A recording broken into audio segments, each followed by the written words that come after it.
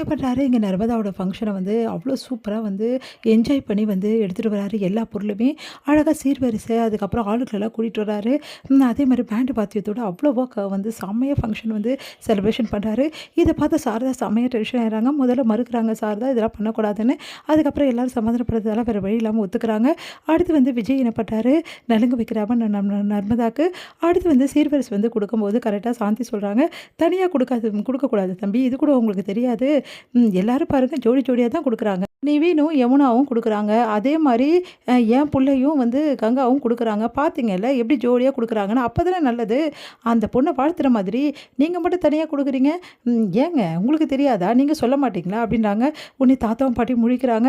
இங்கே பாருப்பா, உன் பொண்டாட்டி கூட சேர்ந்து தான் கொடுக்கணும். ஏ காவேரி, சும்மா அப்போல்லாம் பார்த்துட்ருக்க, சும்மா நின்றுட்டுருக்க, புருஷங்காரை இவ்வளோ தூரம் இழுத்து போட்டு எல்லாத்தையும் செய்கிறானே, கூட மாலை செய்வோன்னு இருக்கா உனக்கு அப்படி சொல்லிட்டு திட்டி விடுறாங்க சாந்தி.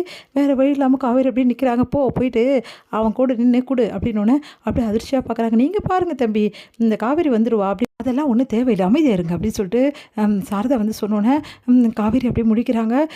என்ன நீ இப்படி பேசிகிட்டு இருக்க, புருஷன் பொண்டாட்டியை ஒன்றா சேர்ந்து தான் கொடுக்கணும், அதான் முறை, நீ கொடு காவேரி அப்படின்னோடனே காவேரி அப்படியே பார்த்துட்ருக்காங்க. நீ வா காவேரி அப்படி சொல்லிட்டு விஜய் வந்து காவேரியை கூட்டின்னு போயிட்டு வச்சு கொடுக்குறாரு எல்லாமே தட்டில். அதெல்லாம் பார்த்தா சாரதாவுக்கு ஒன்றும் புரியல, அப்படியே பார்த்துட்ருக்காங்க. காவேரி சந்தோஷம் தாங்க முடியல, அவ்வளோ சந்தோஷப்பட்டுருக்காங்க காவேரி. அப்படியே முகம் மலர்ச்சியாக இருக்குது. அதை பார்த்து சாரதா யோசிக்கிறாங்க.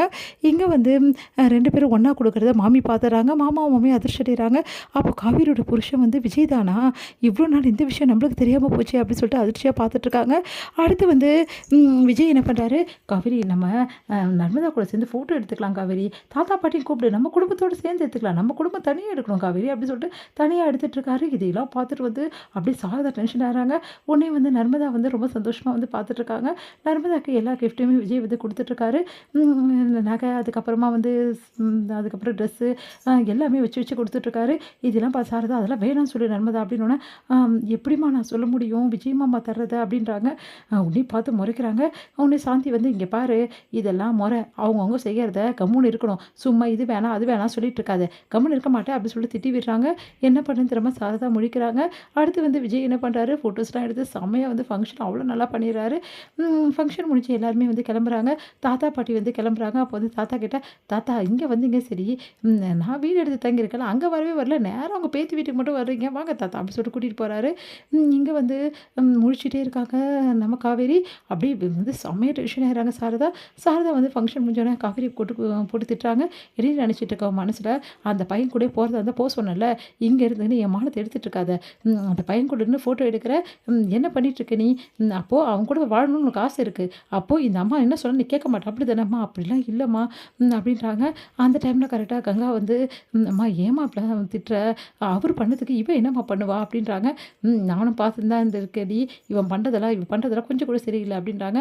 உன்னே பாட்டி வந்து, நீ பண்ணுறது தான் கொஞ்சம் கூட சரியில்லை, பார்த்தல எல்லாரும் ஜோடியாக எப்படிலாம் கொடுக்குறாங்கன்னு சொல்லிட்டு காவேரி மட்டும் திட்டிகிட்டு இருக்க, அவ்வளோ அவன் புருஷன் கூட சேர்ந்து இருக்கணும்னு நினைக்க மாட்டாளா, உனக்காக காலம் ஃபுல்லாக இங்கே இருக்கணும்னு நினச்சிட்டு இருக்கியா, அவன் புருஷன் கூட சேர்த்து வச்சா உனக்கு என்ன பிரச்சனைன்னு நான் தான் சொல்லிட்டேனே போ சொல்லி, அப்புறம் என்ன இப்படிலாம் சொன்னால் அவள் எப்படி போவா, அவள் வாழ்க்கையை இந்த மாதிரி பண்ணி வைக்கிறீ, இதெல்லாம் நியாயமா அப்படி சொல்லிட்டு பாட்டி திட்டுறாங்க. எல்லாரும் என்னையே சொல்கிறீங்களா, அவள் பிரிஞ்சதுக்கு காரணம் நானும் அக்ரிமெண்ட் போட்டு கல்யாணம் பண்ணேன், அந்த பையன் பண்ணதை அவன் மேலே எனக்கு நம்பிக்கை வர மாட்டேங்குது, நான் என்ன பண்ணுறது அப்படின்னு சொல்லிட்டு போகிறாங்க. இதனால் காவேரி மனசு கஷ்டப்பட்டு அழகிறாங்க. அப்படியே காவேரி யோசிச்சுட்டே இருக்காங்க. அடுத்து வந்து இங்கே விஜய் கிட்ட தாத்தா வந்து சொல்கிறாரு, நீ பண்ணதெல்லாம் சரிதான்ப்பா, ஆனால் இதுக்கப்புறம் வர பிரச்சனையும் நீ தான் ஃபேஸ் பண்ணுன்றாரு. அதிர்ச்சி அடைகிறாரு விஜய்.